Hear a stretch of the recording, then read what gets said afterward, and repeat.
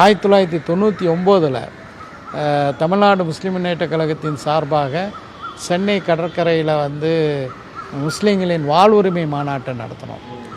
அந்த மாநாட்டில் அன்றைய முதலமைச்சர், அன்றைய எதிர்க்கட்சி தலைவராக இருந்த செல்வி ஜெயலலிதா அவர்கள் வந்து பங்கு கொண்டு பேசினாங்க. அந்த எங்களுடைய வாழ்வுரிமை மாநாட்டில் தான் செல்வி ஜெயலலிதா அவர்கள், கடந்த காலங்களில் நான் பிஜேபியோடு தேர்தல் உடன்படிக்கை வைத்து கொண்டிருந்தேன், அது தவறு, இனி ஒருபோதும் அதிமுக எங்கள் மாநாட்டில் தான் இனி ஒருபோதும் பாஜகவுடன் கூட்டணி வைக்க மாட்டேன், அதிமுக கூட்டணி வைக்காதுன்னு அந்த மாநாட்டில் தான் வந்து அவங்க வந்து பேசுனாங்க. இந்த மாதிரி சொன்ன ஜெயலலிதா வளர்த்த கட்சி அதிமுக அப்படி போகலாமான்னு இன்னை வரைக்கும் அந்த வார்த்தை தான் சொல்லிட்டு வராங்க.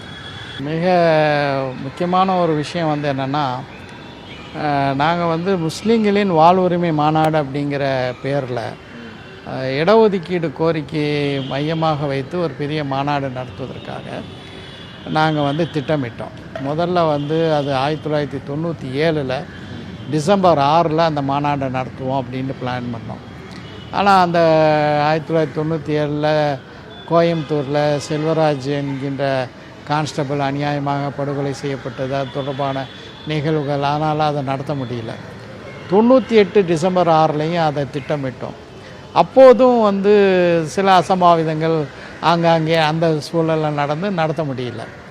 இப்படியான ஒரு சூழலில் வந்து நாங்கள் மீண்டும் வந்து டிசம்பர் 6 வேணால் இடையில ஒரு நாளில் வைப்போம் அப்படிங்கிற மாதிரி ஒரு ஜூன் மாதம் வைக்கலாம், அல்ல ஜூலை மாதம் வைக்கலாம் திட்டமிட்ட போது வெடிக்காத குண்டுகள் சென்னை, மதுரை, கோயம்புத்தூர், திருச்சி காவல் ஆணையாளர் அலுவலகத்துக்கு அருகில் கண்டுபிடிக்கப்பட்டதுன்னு சொல்லி அது ஒரு பெரிய பதட்டம் ஆகக்கூடிய ஒரு சூழலில் இப்போ இதை வந்து ஒரு அரசியல் ரீதியாக நம்ம வந்து இதை அணுகணும்னு சொல்லி அன்றைய எதிர்க்கட்சி தலைவர் செல்வி ஜெயலலிதா அவர்களை சந்தித்து நாங்கள் இந்த மாதிரி 1999 ஜூலை 4 நாங்கள் வந்து சென்னையில் கடற்கரையில் முஸ்லீம்களின் வாழ்வுரிமை மாநாட்டில் நடத்துகிறோம், அதுக்கு நீங்கள் வரணும் அப்படின்ட்டு நாங்கள் போயஸ் கார்டனில் அவர்களை சந்தித்து நாங்கள் அழைப்பு கொடுத்தோம்.